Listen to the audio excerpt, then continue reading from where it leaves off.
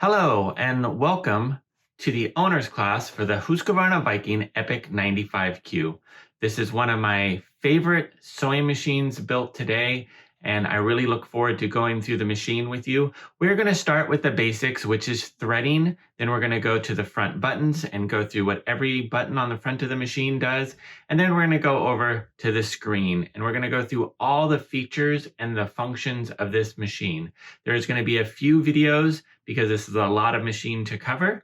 So let's get started with the first part, which is going to be threading. All right, to start threading, we are going to open up the lid. We're going to pull up our tower.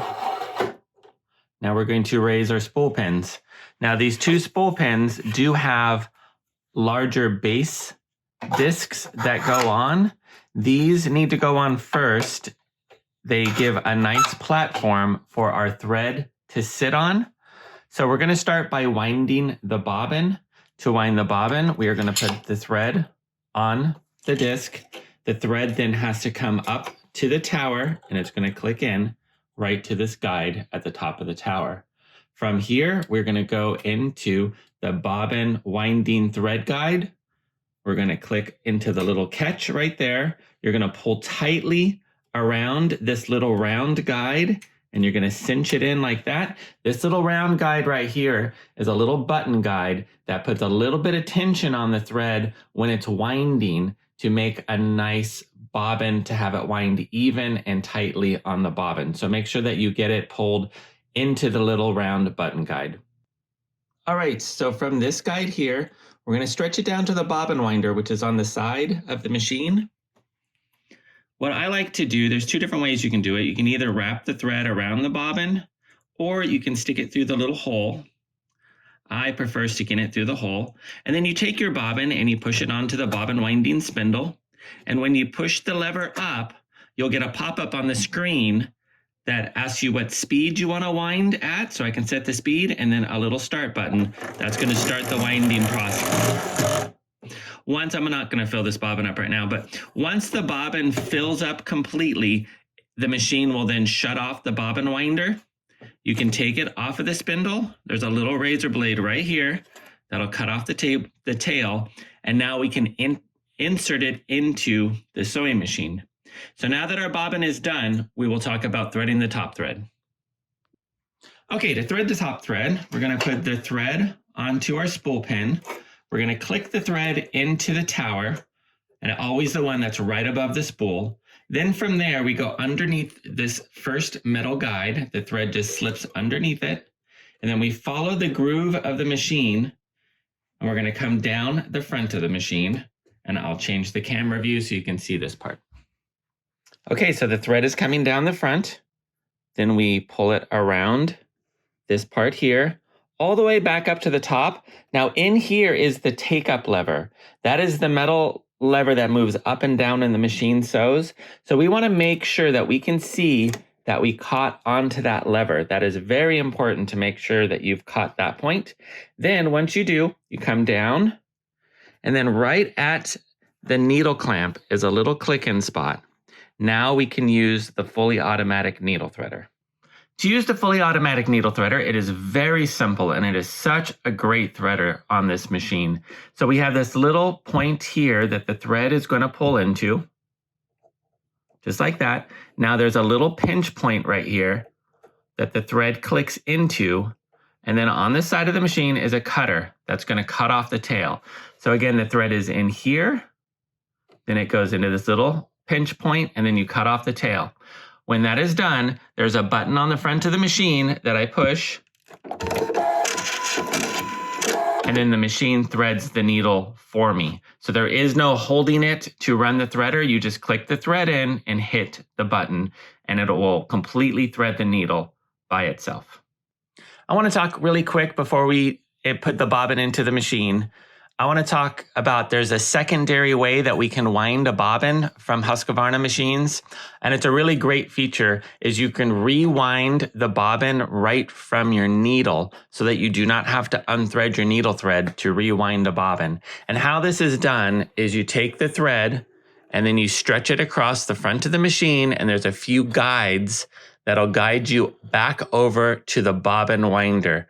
Now, when you do go into the bobbin winder, you bypass the button guide on the top, because that button guide is meant to put tension on the bobbin when it's winding from just the spool, but there's enough tension on the thread coming through here that you skip that and you go right to the bobbin winder, and you can wind a perfect bobbin without ever having to unthread your sewing machine.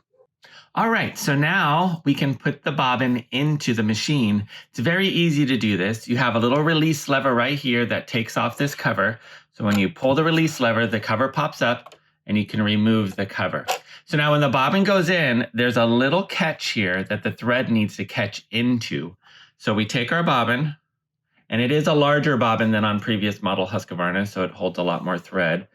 So you drop it in, you pull it into the little catch, and then we pull around until you can hear that little click. This is important that we get it pulled in tightly here and that we can hear that click. Now from there, you bring it around, and then you bring it to this point where there's a little razor blade that'll cut off the tail. So again, we caught it in here, we brought it around, and then down to here, we put on our cover, give the tail a pull, and it'll cut off the tail. So now it's locked and loaded. The machine is ready to sew. We do not turn the hand wheel to pick up our bobbin thread. We just simply start sewing. All right, now that the machine is completely threaded, we're gonna sew a stitch, and I'm gonna show you how you can look at your bobbin area and guarantee yourself that you've clicked the bobbin in properly. So let's go ahead and start sewing.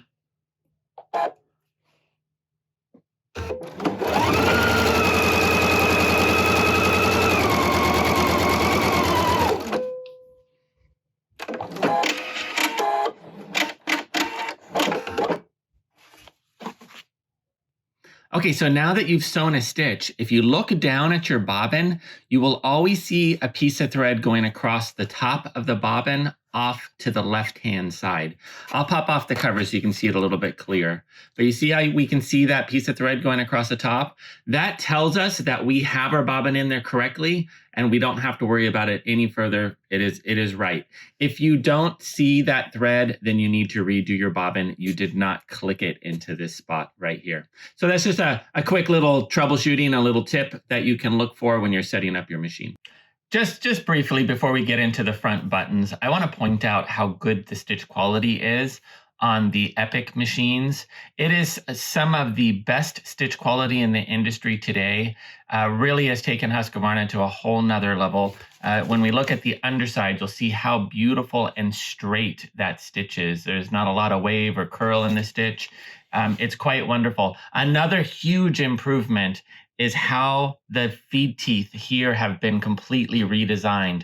We have more rows of feed teeth in front of the needle than anybody else in the industry. So what that means is if I start way on the edge of a piece of fabric, those feed teeth are going to grip and pull the fabric through immediately. In the past, a lot of sewing machines had a bit of a void here in front of the needle, and the fabric would just kind of sit in place if you started really close to the edge, but no longer. These machines just grip and pull through so wonderfully. And when you team that up with the built-in upper feeding system, essentially a built-in walking foot, your fabric will go through like never before. It's really quite wonderful. Okay, so now we're going to go through the front buttons here. If you've been with Husqvarna for a while, then you are already familiar with how some of these buttons work. But if you haven't, we're gonna break them all down for you, just so that it's more comfortable when you're sewing with the machine and you have better understanding. So the first is we have our presser foot up and down buttons. So the way that these buttons work is each button has 2 touches. So when we hit the down button, the presser foot, of course, drops down against the fabric. When we hit the down button a second time, it pivots up slightly. This is where we could reposition and get our needle right where we want to start sewing. And then, of course, we can start sewing. The other thing that I would like to point out, let me reposition here a little bit, is You never have to hit the button to lower the presser foot, because anytime you put your foot on the foot control will also lower your presser foot.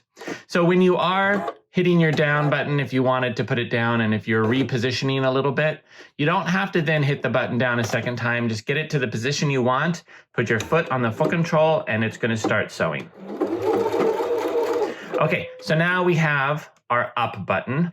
So if we hit our up button, of course, the presser foot goes up. Now, if we hit the up button a second time, this brings it to an extra high position, the highest position the foot can go to sew on fabric. Another thing that happens is you probably heard a little click, a little extra click. That is because the feed teeth lowered automatically. And this is a really nice feature because when I'm sliding the fabric in, it's going to have a smooth surface instead of getting hung up on those sharp feed teeth. And as soon as you start sewing, those feed teeth instantly re-engage. So I'm going to put my foot on the foot control, and you'll hear a little click, and now they are back moving. It didn't even miss a beat. So that is how the presser foot buttons work. So just remember, each button has 2 touches. So now I want to talk about the reverse. The reverse is here and here. There's 2 reverses, probably left-hand, right-handed people. But it's nice that they're big buttons, the largest buttons, because of course we use our reverse a lot. But the way that the reverse works, it's a little different than in the past. If I touch the reverse, you'll see that it lights up. The machine is going to stay in reverse until I touch it a second time, which will turn off reverse and bring the machine back forward. This gives me really good control when I'm trying to backstitch. So if I'm going to maybe do a backstitch and I can sew 2 stitches forward and then I can stop. Now I can touch my reverse and I can sew 2 stitches backwards and I can stop, hit the reverse to come back forward. So it made it so that I'm not having to hold a button down and try to sew at the same time I'm holding the button. Gives me really good control to be a little bit more precise. Now, the reverse also has another way that it functions. So if the needle is still moving and I hold the button down, it's only going to reverse for as long as I'm holding the button down. So I'll show you how this works. So we're sewing, hold the reverse. It reverses for as long as I'm holding it. If I let go, it comes back forward. So that's the 2 different ways that the reverse will work. The reverse also works when we have certain things programmed on the screen to let the machine know that we're ready to finish a certain program or that we're at the end of our seam. So you'll see this a little bit more demonstrated when we get to more of the display part of the machine and go through some more functions. We also have our cutter here. So the cutter works a couple different ways also. The obvious is we hit the button and the machine cuts the thread. And I also like to point out in my classes that all machines that have automatic thread cutters, when you take the fabric out of the machine, it should always be pulled backwards or away from you first, and then pull it around forward. You never want to pull the fabric out towards you when you have a machine with an automatic thread cutter. This helps the threads to stay in the correct position for when you reposition the fabric to start sewing again. So it's a good habit to get into, is pulling out this way and around. So the cutter, of course, cuts when we hit the button, but what it'll also do is if the needle is still moving, so if we're sewing and the needle is moving and we hit the cut button, it is going to always lock stitch for us before it cuts. So if we stop sewing and hit the cutter, it cuts immediately. If we're actively sewing and we hit the cutter, it's going to lock and then cut for us. There's another way it works too, is if we are doing a pattern stitch. So you can't see the display right now because I don't have the camera in the right spot, but let me go grab a stitch that has a pattern to it, and we will stitch this pattern out, and you will see how it's going to then want to finish the pattern before it locks. So let me find something I want to play with here. How about a little puppy dog? Okay. So if I'm starting to sew out the puppy dog, and I touch the cut button, it is going to finish the entire puppy dog before it locks and cuts. So when you're working on a pattern, and you touch the cutter, it's always going to wait until the entire pattern is done before it cuts. So 3 ways. If we stop and we hit the button, it cuts immediately. If we're sewing a straight stitch and the needle's still moving and we hit the cutter, it's going to lock and then it's going to cut. If we're doing a pattern of any kind, it's always going to finish the pattern, then it's going to lock and then it's going to cut. So that is how the cut works. The needle up down button also is a really great feature. If you've been with Viking for a while, you're familiar with this. But if you haven't, it's really great how it works. So let me get on my display here. I want to go back to just a regular straight stitch. Okay, we're back to a regular straight stitch. Okay, so when on modern sewing machines, when you sew and you stop sewing, the needle is either going to stop up or stop down, depending on how your machine's programmed. So this button here, if I activate it, it's going to make the needle stop in the down position. So when I'm sewing, you'll notice the needle is always going to stop in the fabric, but the presser foot also raises up slightly. So this is great, so I can do some quick turns. So if I'm doing an applique, if I'm chain piecing, the machine's going to take care of pivoting the foot up for me. So no longer do I need to have a machine that has the knee bar on it to raise the presser foot. The machine is going to do that for me as soon as I activate the needle down function. But I like to point out one other thing here with the needle down. When you're stopping needle down, if you do not want your presser foot to hover, then you can just gently put your foot on the foot control for a second. So just a short tap on the foot control will put the presser foot back down against the fabric. If I do a short touch on my foot control again, now it actually puts the needle out of the fabric and leaves the presser foot down. But I'm still activated in needle down. So if I start sewing again, it's going to then do the pivot feature for me. So again, a short touch will always put the presser foot down against the fabric. I'm going to show you another way we can do needle up down. So I'm going to turn off needle up down now. So now we're going to be stopped regular, so the light's off. So when I'm sewing, it stops with the needle up. If I'm sewing and I need to do a really quick turn, then what I can do is I could also give my foot control a short tap, and that is going to activate needle down and it's going to pivot the foot for me, even though I do not have this setting turned on here. So it's a shortcut. So I'm sewing, I want to turn, foot control gets a tap, needle goes down, presser foot lifts. So it's kind of the opposite of whatever you have set. So if you have the machine set to stop needle up, you tap the foot control, it'll activate needle down. If I'm sewing with needle down activated, then if I tap the foot control, it'll put the presser foot down, and I tap it again, it'll put the needle up. So that is how the needle up down feature works on the machine. It's a wonderful feature. It's actually my absolute favorite feature in any sewing machine. All right, so now we have the fix button. The fix is an automatic lock stitch. So if I activate the fix, the first thing the machine does is it does a lock stitch for me before it sews off. When I get to the end of my seam, if I touch fix, it's going to automatically do a lock stitch for me again. So that's what fix does. It's fixing the beginning of your seams. Now we have another button called stop. Stop is not the button you use to stop your sewing machine if it's running. So this sometimes confuses people. Stop is one way we can do a single pattern. So on the display, if we had a pattern and I touch the stop button, it's only going to do one single pattern. Let me actually turn, I'm going to turn the camera so you can see this. Okay, so if I touch, so you can see my row of stitches here. So if I touch my stop button, watch what happens to those stitches. They go away and I have one pattern. So then it's just going to sew that one pattern and it's going to stop. So that is one of the ways that stop feature works. So again, it'll complete one pattern and then it stops. If I'm doing, say, a row of these and I get to the last one, I can then, when I'm on that last one and I'm sewing, I can hit the stop button and then it'll wait until that pattern's done and it'll stop. So that is our stop feature right here. All right, so now we're going to talk about the buttons that are on the left side. So this first button here, that was the one we hit when we used the needle threader. So when I hit this button, the machine threads the needle for us. So that's what this one is. The one that has a little play stop symbol kind of looks like an old tape player type of symbol, but that is our start stop button. So that is so that we can start the machine sewing without using the foot control.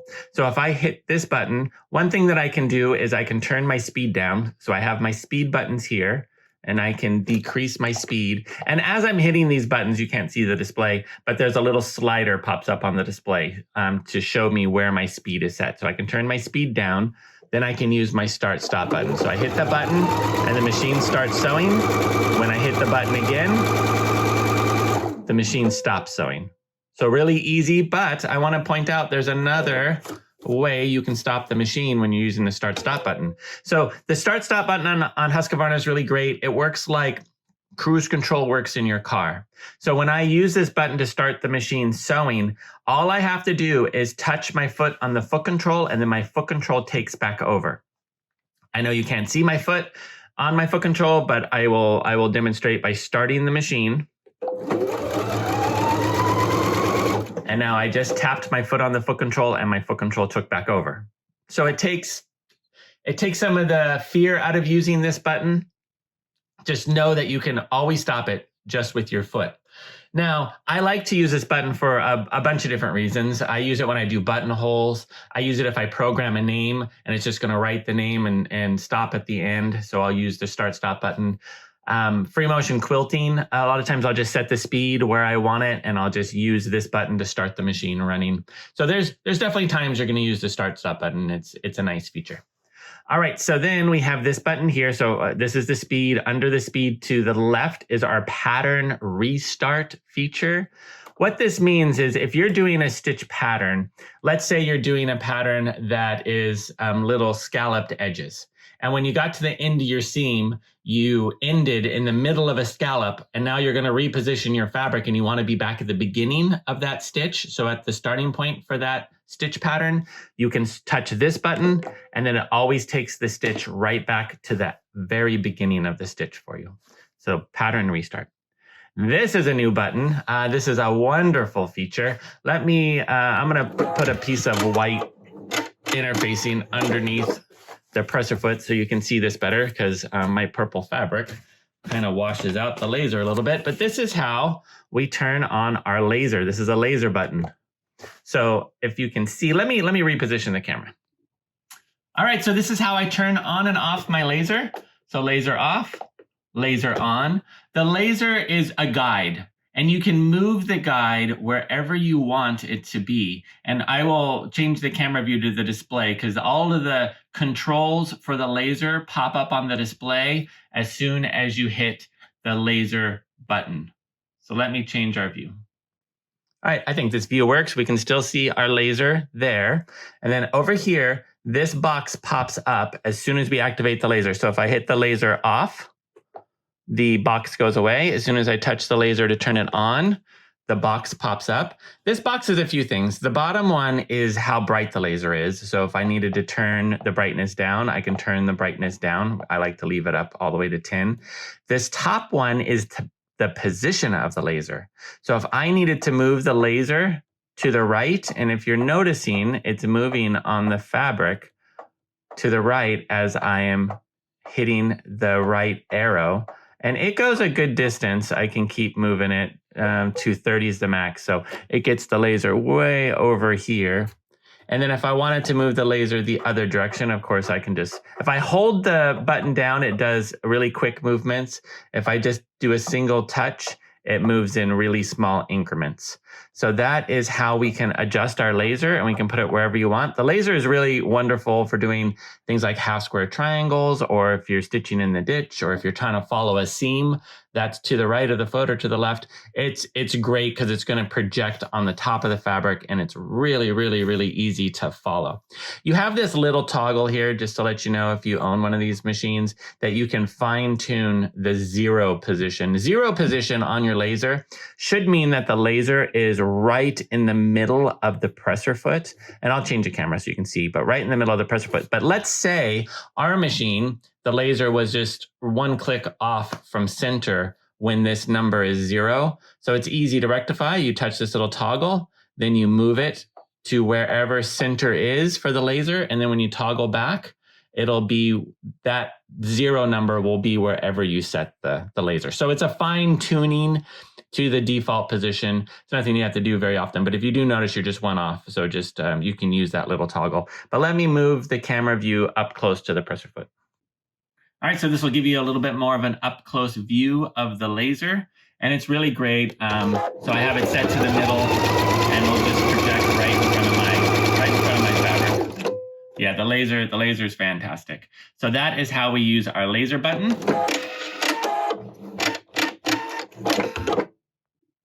All right, great. So that is all the buttons on the front of the machine and how they function. So we've covered so far in this video winding the bobbin, threading the machine, and all of the front buttons and how they work. In the next video, we are going to get over to the screen and we're going to go through the opening display for the machine and Knowledge Center and the Joy of Sewing Advisor and how the blog works and all the wonderful features you see when you first turn on the machine.